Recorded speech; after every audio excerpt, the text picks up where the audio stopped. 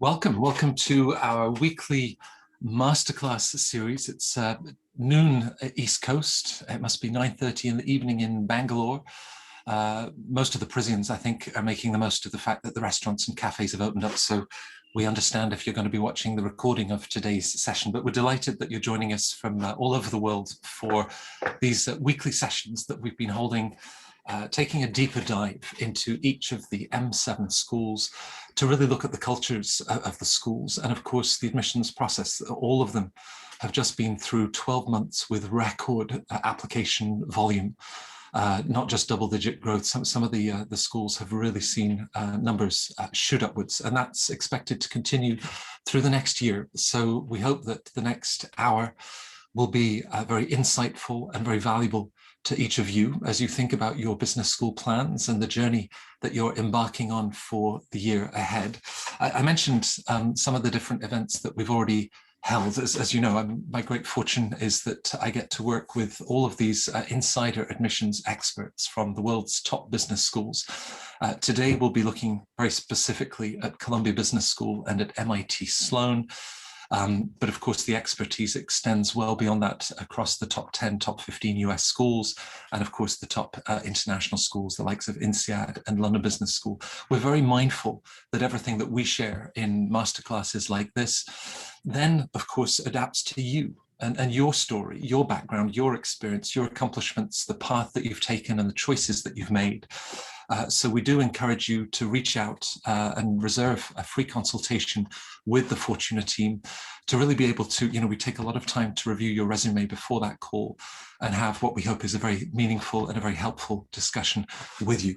But as I said, today is all about Columbia and MIT Sloan, and I'm delighted to be joined by three such expert panelists. Paddy Robertson was the former MIT Sloan director and admissions consultant. She's joined by Karen Hamou, who spent 2 very happy years as an MBA student at Columbia. She was also formerly Deloitte's recruiting lead for business schools. And Michael Malone, the former Associate Dean at Columbia Business School. So you can imagine with panelists like that, we're going to be able to cover a lot of insight and a lot of ground. In previous weeks, we've already done masterclasses on Harvard Business School, Wharton, Stanford GSB, and you can find those on the YouTube channel, Fortuna's YouTube channel. But as I said, every Tuesday at noon East Coast, we hold these weekly sessions. And so next week, if you're thinking about those top schools in the Midwest, in Chicago and Evanston, we'll be taking a deep dive into Kellogg and Booth. But to get started, and we're going to start with Columbia. And Karen, perhaps sort of giving us a sense of, I mentioned those 2 very happy years beyond New York. What really is distinct and makes Columbia Business School such a special place? Matt, there are so many things that make CBS such a special place. I think that as CBS really likes to tout, it's at the very center of business. And so what that means is that being in New York City is just such a critical piece of the MBA experience and the MBA education. And here's how that kind of plays out. So some courses are led by people who are, full-time professionals, and they will come and show up on campus and teach at night, for example. Or maybe my introduction to corporate finance class was taught by a retired, very senior investment banker. Also, I'll give you another example. My retailing leadership class was very unique, and I would imagine that no other business school would have one like this, where it was a weekly course, and we were responsible for reading a case before each course. And then we would show up in class and discuss the case. And for the second half of the class, the protagonist from the case would show up and tell us about their experience. So the former CEO of Sears, the CEO of Godiva, Maidenform, Build-A-Bear. So we got to hear firsthand about their stories, and I think that makes CBS really unique. And then similarly, that kind of carries over into the culture. So students are really excited to be there and in New York, and I think it really shows it's a really kind of vibrant culture. And then it also carries over into recruiting. So I recruited into management consulting, and big firms would host events for Columbia students at their office, and you could get kind of that firsthand taste of what it would be like to work there and really meet kind of future colleagues, right? So I think that New York is what really makes CBS particularly. Well, I hope that when the CEO of Godiva showed up on campus, he brought lots of chocolate goodies to share among the class. I mean, presumably with your classmates, you're sort of working on materials for tomorrow's class until late into the night. But the city, such a dynamic, vibrant city, you talked about it, and at different angles. Do you have the time to actually make the most of New York? Oh, Matt, I would pack a big tote bag in the morning and show up in my jeans and t-shirt to class with my tote bag, and I'd throw it in my locker. And then, if I had a gap in between classes, I'd throw on running clothes and go for a run in Central Park with some cluster mates. And I'd run to the gym and take a shower and go back to another class. And then at night, attend maybe a talk by a professional who would come and lecture for a certain club, or maybe I'd put on my suit and go to a recruiting event. So you really just cram it all into the day and then get on the subway late at night and go back to your apartment. Where many people walk, actually. I lived a bit further than most, but time management is complicated. Right. Yeah, I'm sort of trying to squeeze everything. Presumably, Michael, our viewers on today's session, if they're joining Columbia next year or over a 2-year period of their studies, they will actually get to enjoy the new campus. That'll be an important milestone for the school that's relied on Uris Hall, that sort of creaked and groaned and been the platform for all of this energy. What do you think it will bring to the CBS experience? I think it's going to make things, you use the word vibrant to describe the city, and I think that it's going to give a vibrance to the school that heretofore it has not seen in a long time. In part because you're bringing the entire CBS community under one roof. So right now you have the beauty that is Uris Hall, but then you also have classes going on in Warren Hall, which is, a number of the full-time MBA courses are held there. Most, if not all, of the executive MBA courses are held there. Executive education is in yet another location, and so bringing everyone under one roof, or in this case, it's actually 2 connected rooms with 2 buildings going up simultaneously, I think is going to create an even stronger sense of community at Columbia. And I think that it will create opportunities for synergy that have been difficult up until this point. Right, between MBA students, those exec students, it just sort of generations under those 2 roofs. That's right. I think that, these are going to be electrons bouncing off each other at warp speed, which, that's the quintessential New York experience. Right. And now, Paddy, as we think about Sloan, and of course, placing Sloan within the wider context of MIT, maybe when we start to think about candidates and a good fit, but just with the culture of the school and perhaps even, how that feeds off everything that's, part of MIT. Mm-hmm. I mean, I think one there's so many unique things about MIT, but MIT is an ecosystem unto itself. And of course, it permeates into greater Boston and Cambridge and frankly, the world. Something like 47% of the faculty are international. It's been that way. That may be a low for them too, but it's just, it is in and of itself an ecosystem and a culture and a way of being and thinking, MIT in general, all harnessed together around making the world a better place or innovating to make the world a better place. So Sloan is one of the many families that exist, whether it's course 6, computer science or electrical engineering, that live together in a way that is largely interdisciplinary. And so every year I try to listen to the graduation speech, and I love Rafael Reif, who's just an incredible man from Venezuela. And last year I still was my topper, where he talked about the moon landing of Apollo because it was the 50th anniversary. And he said, none of the world's great problems are solved by an individual, right? Whether it's sequencing the genome or sending, orchestrating a moon landing, which actually had a team of 600 people at MIT. And he said, while the world looks for heroes, we look for people who help us come. We're grateful when they come to MIT and help us solve the great problems of the world.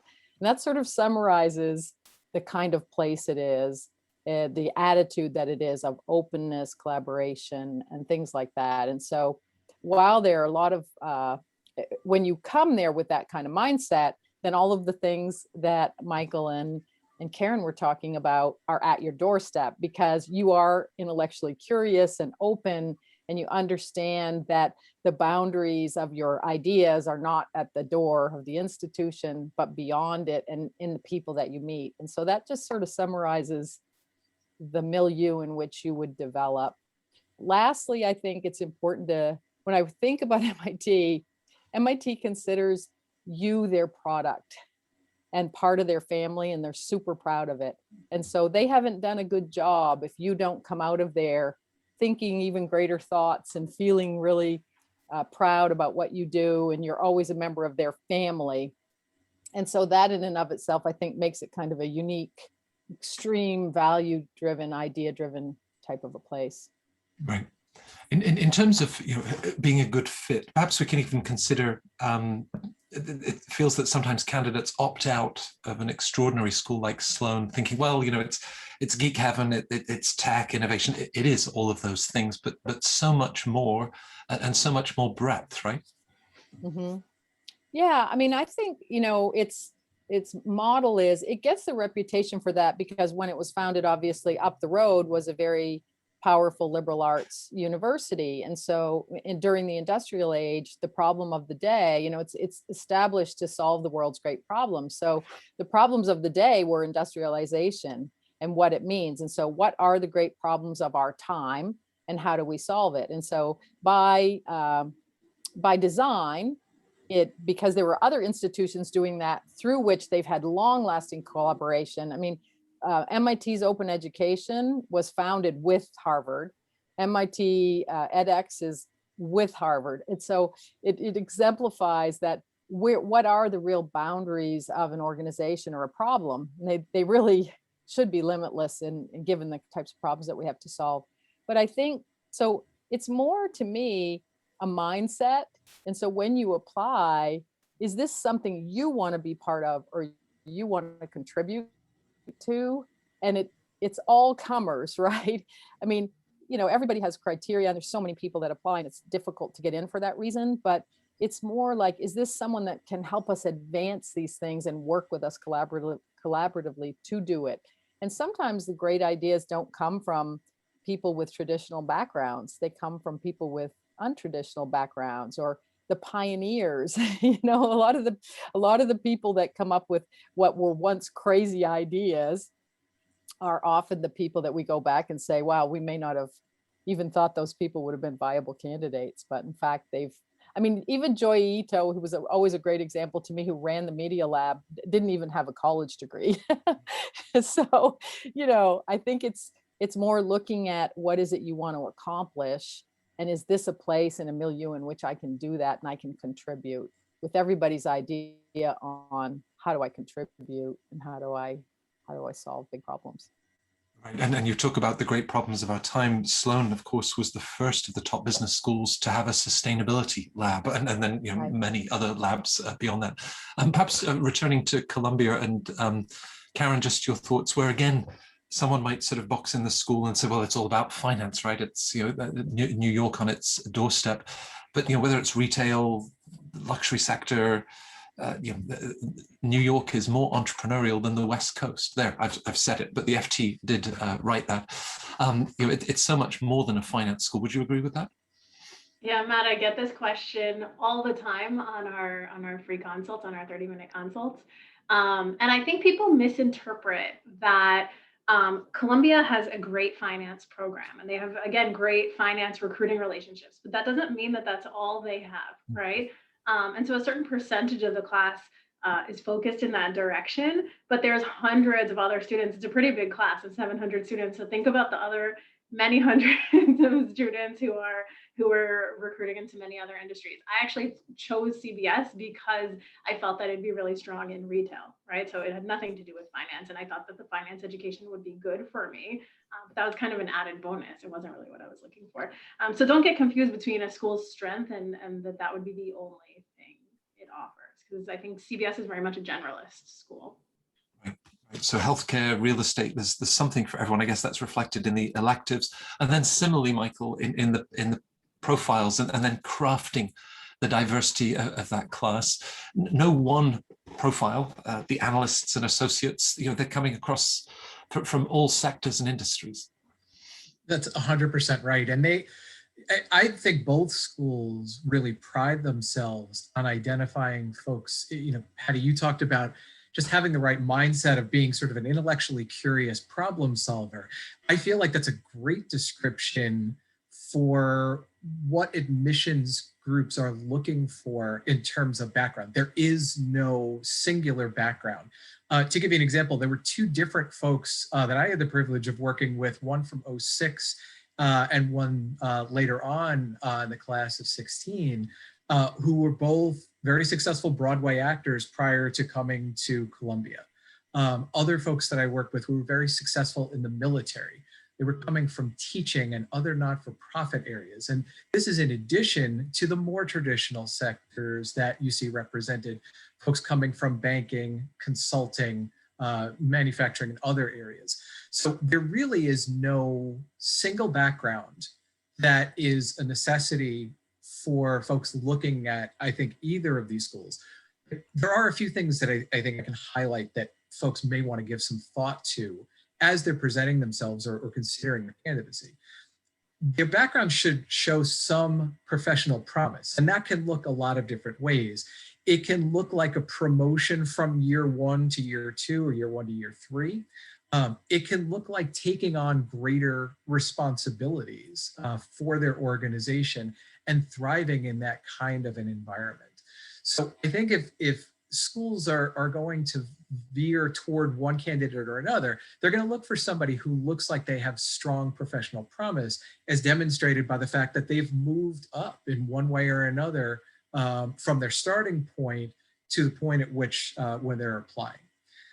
They also want to they're looking for folks that are great potential individual contributors, but who are also great at teams. I feel like both Karen and Patty talked about how important the people around you in the programs are. And so acknowledging that you're not going to be doing great things just by yourself, you are going to be a strong individual contributor. And they want to know that you can be independent, but being a strong team player and knowing how to play multiple roles within a team, I think is something that is a real asset. And if that is part of your professional background, I think that can catch admissions committee's attention. And then finally, what makes you you? You don't have to necessarily focus only on performance. I think it's more about what makes you unique. And I think when you look at your professional experience, highlighting what makes you perhaps a little bit different. Tim Butler and Jim Waldrop, when they put together Career Leader, they identified this dynamic, this element called dynamic tension. Things that seem in opposition, but in fact, maybe a bit more complementary. And so looking at your own professional experience and background and being able to pinpoint things that can represent what seems initially like a contradiction, but actually are complementary elements to your personality and to your experience, can be a really great way for you to emphasize what's unique about your professional experience. So whether it's nailing the soliloquy of Hamlet or belting out a song from Hamilton, to job titles at the Big Four, MBB, the investment banks, where there are many with that same job title, it's to really provide the color, I guess, and impact of your work, both individually and within that wider team setting. That's a great way to sum things up, is to focus on the impact that you've had. As somebody who has spent almost 30 years in not-for-profit, I'm very drawn to leaving places better than I find them. And I don't think that that's specific to social enterprise or not-for-profit. I think everybody likes to be around candidates who've shown that they've left places better than they found them. So I think bringing that out into your story, and this is something that our coaches are really great at listening for and teasing out as you think about your essays and your self-presentation, but being able to identify those personal elements, I think, are critical. Presumably, Patty, and true for these two schools and across the M7, all the top business schools, the experience of the admissions office, they can look at that resume and that professional experience, and whether it's, the third year of investment banking looks so much like the second, that's when they made a switch, or they've been wearing many, many hats in an entrepreneurial setting. I mean, such diversity. Is there a real understanding of the typical momentum and trajectory that someone would sort of usually have in an industry? I mean, there's the typical and linear ways in which you do career progression, right? So, I was a consultant to like Karen, so, it ends up you start as an analyst, and then you're supposed to go up and you become an associate, and then you become a principal or whatever. And so this is very easy to look at. But I think, and one of the things I was kind of going off with what Michael said, is that sometimes it strikes me on everyone is looking for big, because we talk about things like impact or authenticity, and they're big words. And when you think about impact, that the impact that you make may be so intangible, like the unsung heroes of an organization, the water boy that keeps everyone hydrated on the team. I mean, there are ways that you impact people. Everyone is, when a pebble goes into a stream, it creates ripples. And so I always encourage people to think deeply and broadly about the ways to as Michael put it, the world should be a better place because you're in it, right? And think about how you affected that, because then that helps you as you grow and develop through your MBA program. Think about how you want to show up and how you want to grow and develop with others, right? Because that will have a big exponential or factorial effect in how you do. So I don't think there's any typical way. And in fact, there's a cool new book out called Squiggly Line or something like that. I don't know if you guys have seen it about it. And I certainly was a person with one of those career paths. If you look at my resume, I've run startups. I've been in healthcare. I've worked in Fortune 100 companies. I've, worked in nonprofits. And I think that in a gig economy is becoming more common. So looking at how people have pivoted and optimized experiences. So it makes your resume very important, right? Not to just show some type of linear. If you have that, it's okay. I think the challenge when you have linear career progression is to differentiate yourself in the MBA admissions process, because there are so many people. Like I just was looking at the stats on Sloan, and it was like 22% come from consulting, 17 from financial services. So these are people who, by dint of their roles in those institutions and organizations, and they get trained very well, they have very great skills, but it's harder to make yourself pop, if you will, than somebody that's followed a more squiggly line. So it's a good, that's an MIT answer. It depends. Well, whether that line is squiggly or straight, I'm sitting here wondering, well, what's a career path? But that's a whole nother workshop. That's a whole other, that I right, need. right. Yeah. Now, first day of class, Karen, it must be a little intimidating. You're surrounded by all of these, super smart fellow classmates. Columbia, we've often sort of placed alongside perhaps Wharton, maybe Booth, Sloan, as these unapologetically quant-driven schools. I don't know if that's an unfair assessment. They certainly want to make sure that you can handle discounted cash flow. So what do you think that they're really looking for to make sure that you're going to thrive and flourish in the classroom?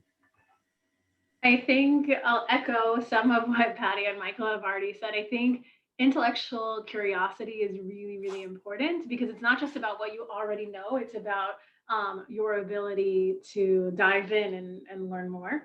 But I think, if we were to dig into a transcript and say, what does this transcript say about you? We'd want to see, yes, that you took on challenges and you didn't take, the easiest courses and just to get the 4.0, but you took, the most challenging courses that were available to you. And also hopefully you performed well, but I think actually schools would be a little more forgiving on grades if they saw that challenge. I think also, as you mentioned, not just Booth or Sloan, but I think most schools want to see that mastery of quant subjects, and particularly the ones relevant to business school. So economics, ideally finance, so I suppose not critical, statistics, calculus. Did you do well or did you really struggle? And if you did struggle, what did you do to make up for that, right? So yes, the academic transcript is really important, but let's say you have some gaps on that transcript.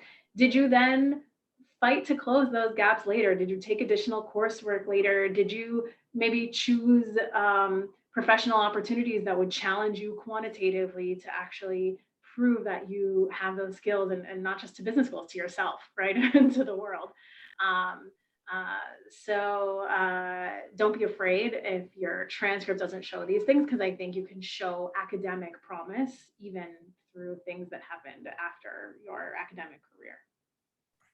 Now, I guess about 3 years ago, the then dean at Columbia summoned the admissions director to his office and wasn't happy that Columbia had the lowest GMAT average among the M7 schools, and said, next 12 months that score has to rise by 10 points. And then Amanda, Michael, the rest of the team delivered it, jumped from 760 to 732.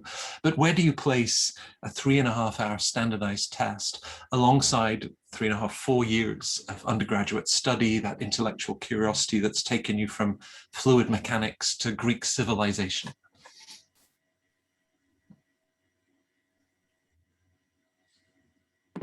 Oh, I'm sorry, I think I lost you. I think I cut out for a moment. Can you hear me? I can. Michael, do you want to have a crack at that one? It's a great question, Matt, because having lived through that transition, I think up until that pivot, I think that there was perhaps more of an emphasis placed on the academic backgrounds, transcripts, course choices, diversity of institutions represented, and so forth. And I think that in subsequent years, there was a greater emphasis placed on getting an average GMAT score to be a bit higher. I think for schools like Columbia that do place an emphasis on a strong quantitative background, I think what the GMAT offers is it offers the admissions committee and the faculty an opportunity to get a standardized snapshot of quantitative ability. I do think that there are holes to that argument. I don't think that it tells the entire story. And to go back to what Karen said before, which I really appreciated, and I think is something that's important for folks that are listening today to take away, is that if there is a perception of gap, that your background may not be among the top quantitative backgrounds, that's not necessarily the end of the story. If the GMAT is not something that was an absolute strength for you, it doesn't mean that you should not be looking at schools like MIT and Columbia. It does, however, mean that as a candidate, you want to be realistic about that. You want to be sanguine about it and look at how you can bolster your understanding, your background, and lower the perception of risk. I think at the end of the day, what admissions committees are worried about is they don't want you to fail. They want you to have a fighting chance in a quantitatively challenging classroom environment. And as Karen said, if that comes from taking extra work or projects that really test your intellectual ability in quantitative areas, if you take courses that were outside of your undergraduate, but really help you to bolster areas that maybe you felt a bit iffy about, that can be just as powerful a story to not only saying, yes, I can do this work, but also it's part of your story in terms of the level of commitment that you're making to being in a top MBA program. And that can be a very strong selling point for a candidate.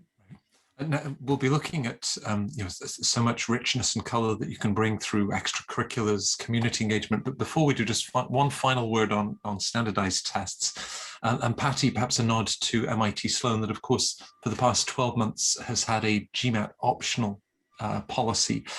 I wonder if it's a little disingenuous. If you have two great applicants, the career paths that they put in front of the school, they both have strong transcripts, and then one has a 740 and the other one has opted not to take the GMAT. And any thoughts on how it can ultimately bolster an application?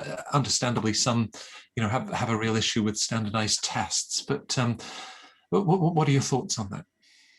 Yeah, I mean, when I looked at that, it'll be as a longtime MIT person, I think MIT is big on running an experiment. Let's run an experiment, right? We run an experiment and we say, let's suspend acceptance of these tests and let's see the impact that it has on our cohorts, right? Do we see a big deficit in these areas? I'm sure they're going to be doing that analysis.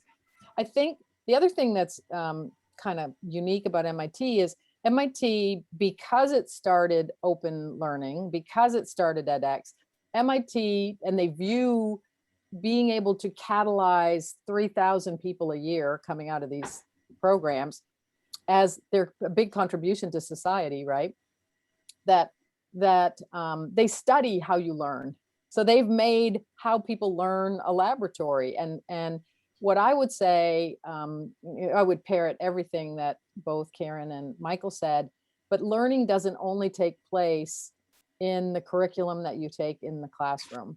And so much learning takes place. And I discover sometimes later, and I'm getting to be a better consultant for Fortuna, just like, what are you reading and why did you do that? And they say, well, I read this, or I saw this, or I watched this TED talk, or I saw this person. And you realize like how much of our learning occurs in these other places beyond the boundaries of where we think we are and beyond the boundaries of we think what we should do or know.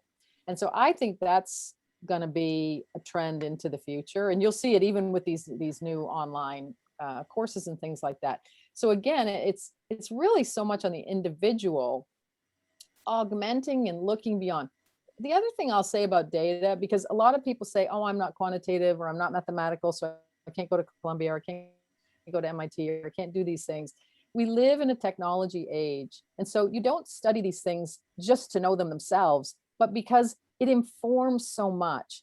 And so in a data-driven world, your decision-making, whether you're in retail, whether you're in fashion brands, whether you're creating brand new innovative art products, you are able to kind of figure out what's going to work best through data. And so these disciplines are very important. It's something, and you don't have to be the top dog in it, but you have to know enough that you can understand enough to make good decisions that help advance your impact or your development. And so I always say, even in when you do things, if you're looking at your portfolio and you're a little bit weak on the quant, or you're super, my daughter's a doctor. She was double 800s in language arts and whatever the other writing, and 650 in math, right?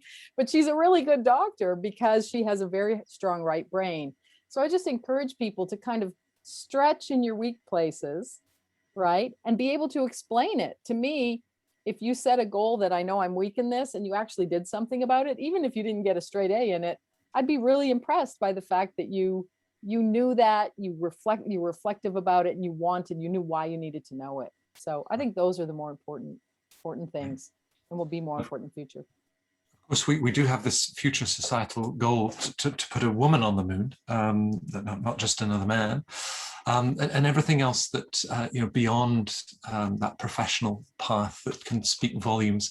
So extracurriculars, perhaps even Patty, bearing in mind that in the US, Canada, it's so much part of middle school. You might be volunteering, doing community service. You might not see so much of that in other parts of the world. So what do you think the schools are looking for? What are the patterns that then illustrates to them? This was for me?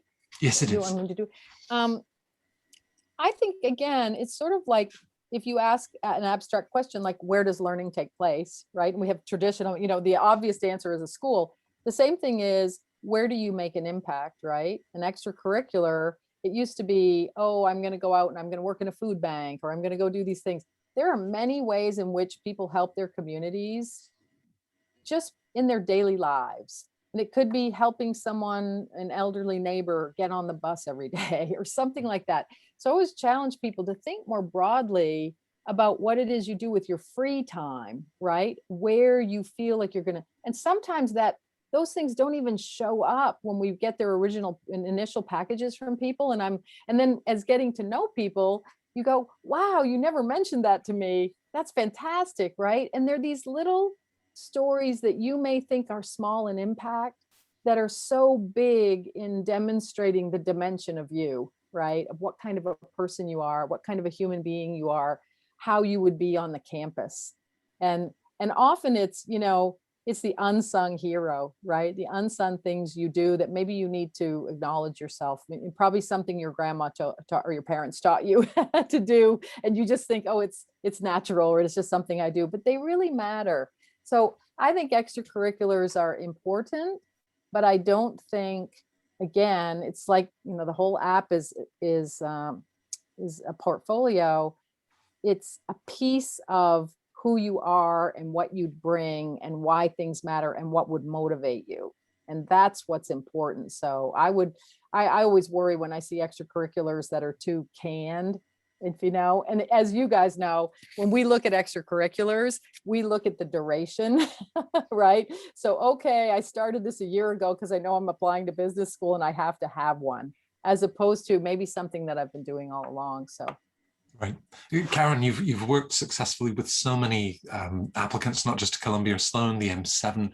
I mean, in terms of community engagement, possible leadership experience beyond the professional pathway, what do you observe, not just about sort of duration, but perhaps the sense of commitment or relevance to the individual, that they've taken on this role because it's something that really matters to them. Is that what the admissions office is looking to assess?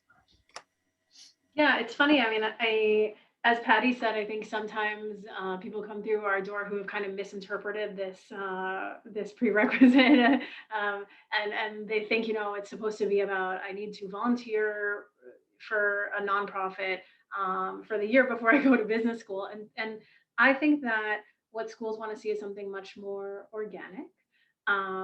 And I think that when it is something that's really, that the candidate is really passionate about, then it kind of naturally flows into the essays because it's going to tie to the core themes of the essays, right? If you are passionate about, let me give you an example. I have a wonderful client who's very focused on helping women build their finance skills, like personal finance skills.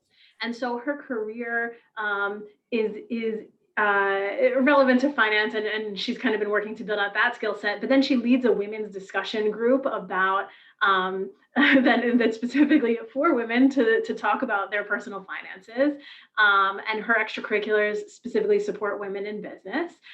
So you see how kind of all these themes tie together, and she wants to, in the future, do some relevant work to women in finance. So when we pinpoint her themes for her essays, it's all going to come together naturally. And if it doesn't come together so naturally, then we need to think about why. And it's okay if you have multiple passions, right? You could be passionate about A, B, and C, but we need to explain that to the admissions committee so that we see, why did you choose this career and this extracurricular, and what do they mean to you, right? And when perhaps the banker or the consultant that talks about working 80, 90, 95-hour weeks, and then nervously, I haven't had the time to volunteer, with deadlines in round one that are now 3 months away. What would your advice be, Karen? Is it to start walking puppies at the animal shelter, or sort of look elsewhere? So I always encourage my clients to think about their extracurriculars a little bit differently. Paddy started to touch on it as well, but extracurriculars come in so many forms, right? It could be that new summer interns started, and you stayed on the weekends to help them learn how to build a model, right? That's outside of the scope of your day-to-day, and it shows how you make a contribution to the community around you, even if you weren't mandated to do so, even if you weren't deemed the mentor, the intern mentor, right? So what are the choices that you've made to support others around you, both inside your firm and outside? Or it could be something like once a month you take off and go play tennis with your dad, right? Why are you passionate about that? That's a bit of a stretch example, but here I had another client a few years ago who was part of the New York City Squash Club and helped actually build a local court for squash. It wasn't part of any official role, right? He doesn't have a title, just something he did because he felt that was important. So just think about those things that you do. Or during the pandemic, a lot of people picked up new hobbies. Why did you do those things? You picked up baking. Why? What does that mean to you? How does that make you feel? How did you maybe share it with other people around you, friends, family? I think the point is that schools just want to see who you are beyond just, wake up at 9, go to work, and maybe if you're a banker, go home at midnight. But who else are you when you don't have to be in the office? Right. Now, Michael, with our panelists, we've talked about curiosity. We've talked about going beyond the boundaries of a role or an institution. We've talked about that sort of that family moment. It's something very intimate. As all of that sort of comes together, and perhaps before we sort of jump into essays, how would you frame the importance, even the enjoyment of this stepping back, this moment of self-reflection and introspection, and how that really then sets the scene for everything that follows? I mean, so selfishly, I will tell you as a coach, that is the area that I absolutely love the most. The mechanics of the application to me are fascinating because you're pulling pieces together, but it's that self-exploration of asking questions that perhaps folks haven't considered before and really having them wrestle with it, I think is arguably the most valuable, regardless of outcome of the applications. This is something that you will take with you for the rest of your life if you put the work in and spend the time getting to know what your interests, values, motivators, and skills are, and what your backstory is. How did you get where you got? Why are things important to you? And what are you looking to do with them? So I completely see your point, Matt, about, how does this fit in? That sense of self-reflection, this is the optimal time to do it, not only because it can serve you well in the application process, but also you're at a pivoting point in your career. If you're thinking about attending an MBA program, you're thinking about perhaps a different direction, and taking stock of where you are, where you've come from, and where you're seeking to go, I think couldn't be better timed. I do think one of the experiences that I feel like I've had working with MBAs over the years is that oftentimes self-reflection is perhaps not such a native language for a lot of folks, and it can be a little intimidating.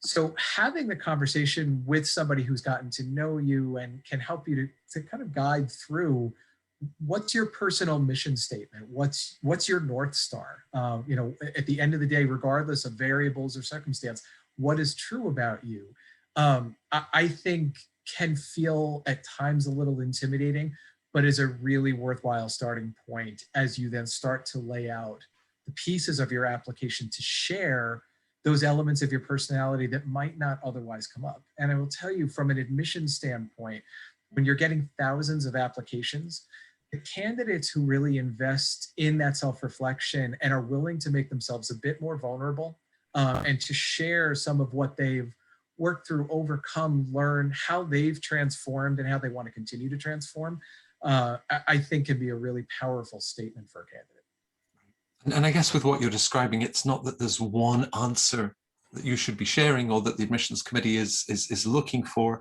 but it's sort of putting forward your best self that reflects all of that introspection and genuinely reflects you. That's right. I mean, unless you're a Douglas Adams fan and the answer is 42, then every answer is going to be individualized. You're going to have to look at what makes your story unique. And, the point that was made earlier, I thought was really interesting. If you're coming, for example, from a finance background, and there are a number of other folks with similar backgrounds also in the pool, you do have to dig a little deeper to differentiate yourself. And it may or may not come from, for example, the formal extracurriculars. I really believe strongly in what both Paddy and Karen said, is that you're looking not just what are the organized things, that can be a piece of it, but how do you spend your time? Your time is arguably your most precious and most challenging resource to dole out. And so having a bit of an audit of how do you spend your time. Is it self-reflection? Is it self-betterment? Is it contributing to others in big or small ways? That can be a really great starting point for a story. Right. Karen, with Columbia had this video until 2 years ago about New York, heart of business. They've played with it wasn't even a tweet; it was a tweetette of your future career role in 50 characters. So they've themselves played with different formats. As you think about each of those pieces of the Columbia application, what is your sort of key advice or that you'd really want our viewers to take away? Great question. So I think that video from a couple of years ago, it's still somewhat represented in what's been most recently SA2, which is pretty much why is CBS the right fit for you? And I think to CBS, I think it's really important to show that you've done your homework and you know why the school is the right fit for you and how it's going to help you get to where you want to go and how you're going to make your contribution, right? How are you going to change the world through CBS or just the CBS world, right? So I think they definitely want to see that fit piece. As far as the tweet that you're referring to, the 50-character career goal, I always encourage people not just to describe what the role is, but what is the impact you want to have. Try to be more specific. So it's not work at a management consulting firm, but maybe drive strategic projects as a retail consultant, right? Or you could even get more specific with that, a certain type of strategic projects, right? So try and be descriptive, try and show your intentions. You can pack a lot into a few words if you choose the right words. You talked earlier, Patty, about at Sloan, being prepared to experiment. The school among the M7, that they're unique in having an organizational chart that an applicant shares. There's also, of course, that 60-second recording where you give a brief presentation of yourself. So again, as you look at all of those different pieces, what is really your advice for the best approach to take with the Sloan application? Mm-hmm.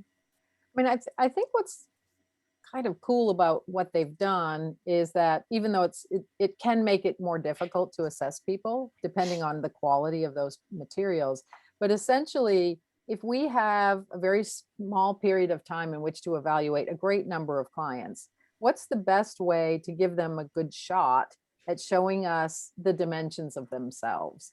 And so the video obviously is full 3D that lets you say whatever you want to say about who you are and how you'll come to the school.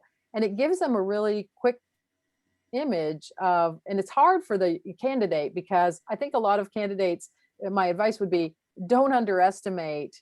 And because you do videos or you FaceTime with your friends, think that you're going to sit down 5 minutes before and these guys are laughing because this happens, sit down 5 minutes before you have to submit and do a FaceTime of yourself. And people do these things because every piece of that portfolio of information gives them a light on you. The video shows them who you are, how you're going to be in the cohort, your sense of humor, the way you articulate things.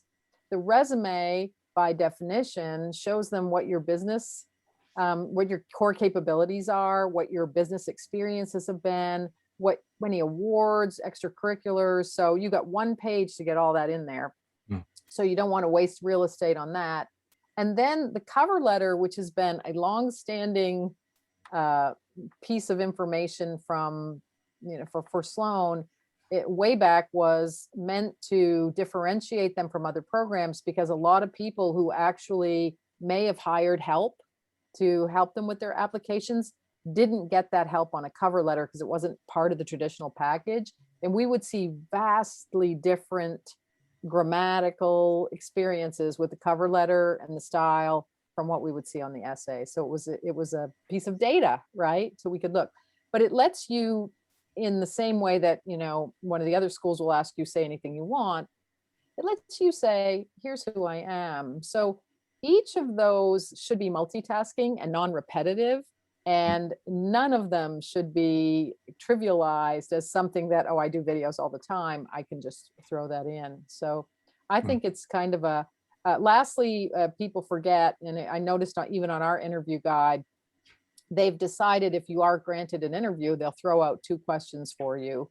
One on diversity and how you make a more inclusive world, which is important as in an institution that's very diverse. And the second was around the use of data for decision making. And that's because we live in a world where those things are critical. If you have a very rigorous background, my experience has been with people that I've worked with, if you already have a demonstrated background in data analytics or that you're an inclusive type person, they often don't even ask you anything about those in the interview. However, if you have a gap, as Michael and were talking about earlier, if you have a gap, they do go to those questions and they will probe on those types of things. So it's a pretty robust process. And I think all of it is most beneficial for you personally, because, you know, as Michael was saying, if you go through this reflection, even if you don't get in on the first round somewhere, you're so much better off because you go back to your job thinking more robustly about where your gaps are, what you want to do, how you show up, what kind of a leader you are, how creative you are. So the process should be very strengthening to you. And it's another, as I said earlier, it's another element of learning. The whole process is an element of learning. So. Right. And what one of our viewers has just asked Paddy is, you know, follow on for that organizational chart. What if the company's organizational chart is confidential or not available? Yeah. I mean, in situations like that, presumably you work around it. Yeah. Oh, the org chart. Yeah. So I kind of skipped over that. The org chart. I think the org chart is a huge opportunity for someone to show that they understand. You know, typically someone will make one and it'll look like your org chart or something that you see in your workplace HR thing where it shows like, oh, I report to this person or whatever. And then some people, as we've seen, they get very creative. They sort of say, while I report into this group, I'm part of this committee and this is my stakeholder set over here. And then I also have this group because I work outside the company on this, you know, walk for hunger every year. And this is my stakeholder set. If you can show those satellites and you show the dimensions of your stakeholder set, so places that you interact, it also shows places where you show up as a leader or as a great team member or as a great observer or learner or whatever. I think that's a great opportunity for people. It's not just, you know, Karen's my boss and here's my team members. And I think that's a missed opportunity. So the best ones look more like, you know, a science model than an org chart, a typical org chart in an organization. And then we hope in, you know, compiling all of that advice, sending these irresistible applications, that the next step, of course, is an invitation to interview. So perhaps starting with Columbia, Michael, it is a big step forward. You know, congratulations to the applicant now to have reached this stage. So what would they expect? You know, what is the school looking to get out of that interactions, often with alum, and how do you best prepare for it? You bet. And Karen, I'd be curious, you know, because you went through that process on the other side of the table, I'd be curious to get your take on this as well. But I think what the school is looking for, one of the things that I think is a commonality with MIT and CBS are that they are very professionally driven. They know that you are doing an MBA program to go out into the marketplace and to work. And so, you know, the reflection of this through the alumni, the use of alumni interviewers at CBS, with MIT using a cover letter format rather than your traditional, you know, what do you want to be when you grow up type essay, I think are very strong institutional signals that we are preparing professionals to go out and make a difference. So I look at the preparation for the alumni interview. You know, I think you're looking at it almost as if you were looking at a job interview. Alumni are typically going to ask questions to suss out, would I want to sit next to you in a cubicle? Do you have the right skills, or am I going to have to pull your weight as well as mine? Are you going to fit in? Are you going to be able to figure out the culture and climate? And are you saying things that indicate that you've done homework on culture and climate and that you're ultimately a good fit? So I think from the institutional side, those are some of the elements that alumni are asked to identify. Could you see being on a learning team with this person, both from a skills standpoint and from a personality standpoint? But Karen, I'd be really curious from your perspective, was that a little bit reflective of what your interview experience was like? Michael, it was so many years ago. That I don't come on, it was just like yesterday. Come on. You're underestimating how long it was, like 12 years ago. But it's so, your approach is really interesting to think about, you know, do I want to sit next to you in a cubicle? Because I actually think about it the opposite way with my clients. I always tell them, you know, this is somebody who is oftentimes younger than I am. So maybe they're 4 or 5 years out from school and they're thinking, you know, do I want you in my class? Do I want to be working on projects with you? What are you going to bring to the table? Do I like the way you think? Are you fun? Do I want to be, you know, This happened to me a number of times, with you in the library until 3 a.m. trying to finish the problem set. Are you just going to make it harder, or are you going to make it more fun and we're going to be happy to be there together and have a really fun memory? And I have amazing memories of my learning team together, joking around late at night or ordering takeout to the library at like midnight, right? I mean, I have so many memories of that. And so I think oftentimes alumni look back at people they're interviewing and they think, will this person be a great member of the community, and not just learning team and studies, but also, could you see them as the leader of a certain club, right? What's going to be their contribution to their class the same way that, I tried to make a contribution to my own. I do think one other element that makes things a little different from CBS to MIT, and Patty, I'd be really curious to get your take on this too, is that with an alumni interviewer, you could do some homework, right? You could go, and this is something that we've encouraged clients to do, is you find out who your alumni interviewer is, and you want to be on their LinkedIn profile, you want to find everything that you can about them to find out if you have some commonalities, if there are affinities between you and that person, or at the very least, if understanding enough about their background helps to inform the kinds of questions that you might ask them as part of the interview process. But with MIT, it's a different setup. You're talking, as I recall, with team members from MIT, it could be faculty, it could be admissions committee members. So there's a little bit of a different dynamic with regard to interviews there. Mm-hmm.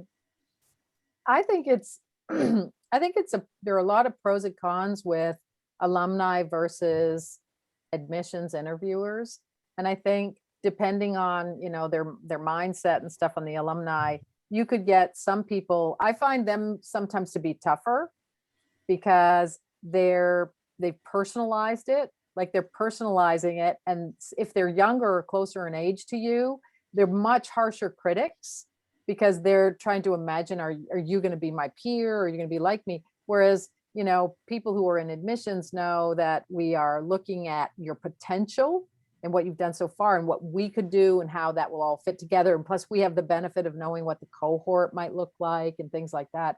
So I think it can be tougher. And I think a mistake that some people might make is thinking, oh, this person's like me, or they're like my age, or they'll look them up on LinkedIn, is being a little bit too peer related with them because they're an alumni and they'll ask them too many questions. It is a professional experience. And I think in our case, I know at MIT, we always use that to, first and foremost, is this someone, to Karen's point, do I want to work with them? How will they be the tide that lifts all the boats? And, are they open? Do they fit with our culture? And then we probe things that we're worried about, right?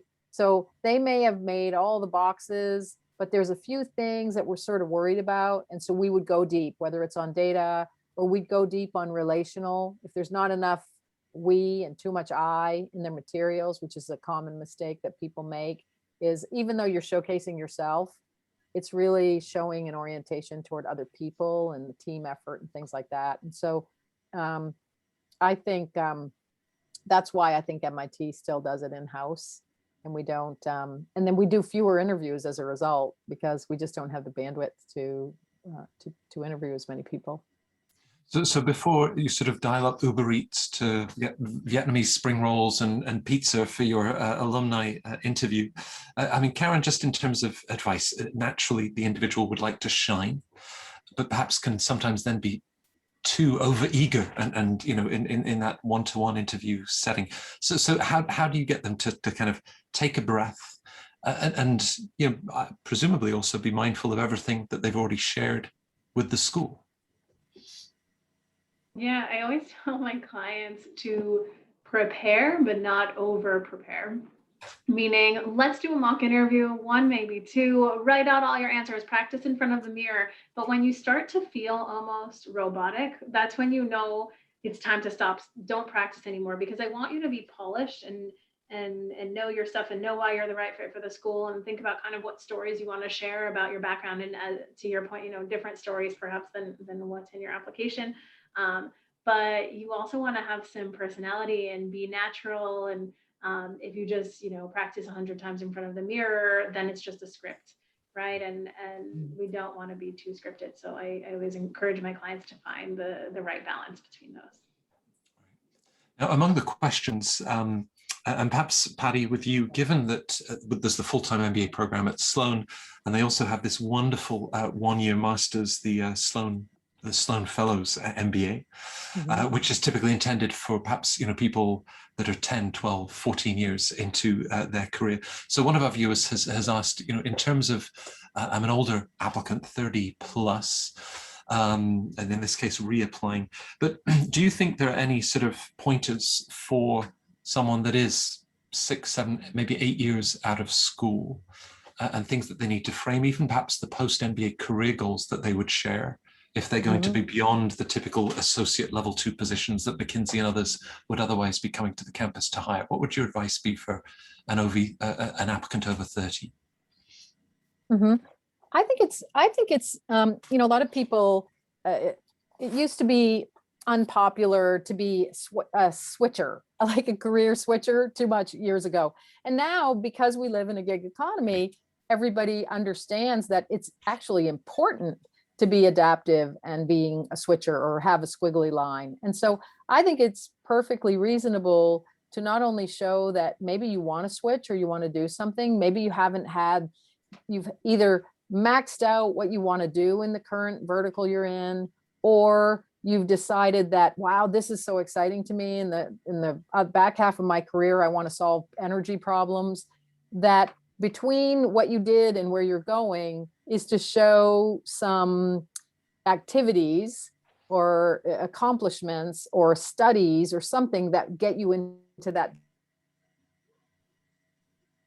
year, whatever it might be. And, I'm on a nonprofit board for a food co-op because I believe, health is centered around eating right. So I've decided to spend my time very deliberately of other things I could do. So I would encourage you to do that. I also think that sometimes when you're at that period, deciding between the fellows or the regular program, you'll get a very similar experience. Your cohort will be slightly different, but the intense 1 year can be kind of a good all-encompassing thing, because when you get to that point in life, sometimes you're married, you have children, you have all kinds of other complications. So just think broadly about that. You don't have to go to a certain type of program to get where you want to go, that they'll all try to address whatever it is you're trying to accomplish. A question then for Michael or Karen, because among the M7 schools, we've spoken in the masterclasses that we've run in previous weeks. Harvard, Stanford, Wharton. Harvard is down to 2 rounds plus an April round for the 2+2 applicants. Stanford, Wharton, and many others with 3 rounds. But there's Columbia with rolling admissions, and not just rolling admissions, but the only M7 option for early decision, and saying, if you offer me a place, I will withdraw applications. So either of you, in terms of what that means in terms of timing, the importance perhaps of ED, and Michael, what would you share on that? I mean, I think that ED, whether it's at Columbia Business School or you see it much more in the undergraduate scene here in the US, institutions love it. And candidates, I think, have a love-hate relationship with it for good reason. From an institutional standpoint, the more you know what's coming in, the more you can build a strategy, the more you can build a budget. You know exactly how many spots you've got left. So from an institutional standpoint, it makes perfect sense that there is this early decision option. It's good for the school. Why is it good for the candidate may depend on what your goal is and how many other schools you feel like could be a potential fit and so forth. What I would say is that if you know for a fact that this is your dream school, and that it's really a choice between Columbia and staying at work, or Columbia and the following year, if it doesn't work out, maybe looking at a broader set, then I think you have very little to lose looking at early decision. And I do think that there can be an advantage, given that it is rolling admission. It means that for the 550 spots that they have open in the fall, all 550 spots are unoccupied. once they've gone through early decision, that is no longer true. So you're now competing, and given the the 7,000 or odd applications that Columbia gets in a given cycle, obviously post ED, it makes it a much more challenging uphill battle. So, but I would not recommend it for somebody who is still maybe on the fence. It is exactly as you described. The understanding is that you're going to withdraw all of your other options. And I would never recommend that somebody cut off options from themselves unless they were as certain as they're able to be that this is a great fit for them. Right. So any of our viewers, whether you're still thinking about GMAT and GRE, or you've only joined your company perhaps a few months ago, you want more time there, round 1 versus round 2, for any of those scenarios, do reach out to us to be able to talk them through what Michael was talking about in terms of how early decision given Columbia planning. Sloan was so successful in their round 1 offers in the year just gone by, that they'd filled pretty much 90% of the class at the end of round 1, which is unheard of. Typically, they look to distribute across the 2 programs.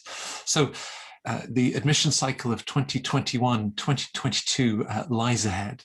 And the sort of insights and expertise that our panelists have shared, this is the Fortuna experience. And I think you've spoken to this, enjoying this opportunity to really think about your story and those next steps that lie ahead. So, please do reach out to us to, share your resume, some of your MBA.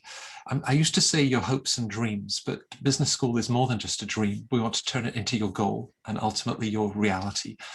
Next week, as I mentioned, the next in the weekly series around the M7, and a masterclass that focuses on Booth and Kellogg, and don't forget to catch the recorded sessions from previous weeks for Harvard, Stanford, and Wharton. But it remains for me to thank Patty, to thank Karen, and to thank Michael for this last hour of insight and encouragement. And thanks to our viewers for joining us. Thanks, everyone. Thank you. Thank you. Thanks Thank you.